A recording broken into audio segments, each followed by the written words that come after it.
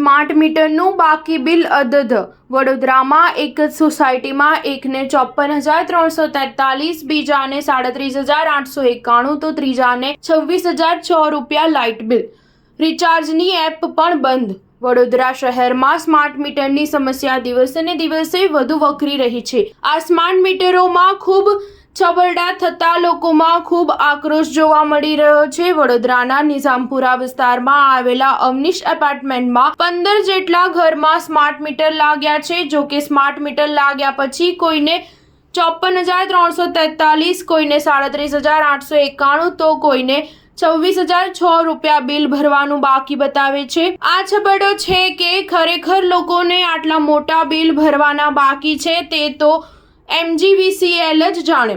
પણ આટલા મોટા બિલ જોઈને લોકોના પગ નીચેથી જમીન સરકી ગઈ હતી. આ મામલે સ્થાનિક સજ્જનસિંહ રાઠોડે જણાવ્યું હતું કે અમારે ત્યાં 24 એપ્રિલથી સ્માર્ટ મીટર લાગ્યા છે અને અત્યાર સુધીમાં હું 5800 રૂપિયાનું રિચાર્જ કરાવી ચૂક્યો છું. ગઈકાલે તો MGVCLની એપ્લિકેશનમાં 54,000 રૂપિયા માઇનસમાં બિલ બતાવે છે. એટલે કે મારે 54,000 રૂપિયા ભરવાના બતાવે છે. મારે જ નહીં પરંતુ અમારી સોસાયટીમાં કોઈને 36,000 અને કોઈને 26,000 રૂપિયા બિલ ભરવાનું બતાવે છે. ગઈકાલથી તો રિચાર્જ કરવા માટેની એપ્લિકેશન પણ બંધ થઈ ગઈ છે. તો અમારે રિચાર્જ કેવી રીતે કરવું? ગમે ત્યારે લાઇટ બંધ થઈ જાય તેવી સ્થિતિ નિર્માણ પામી છે.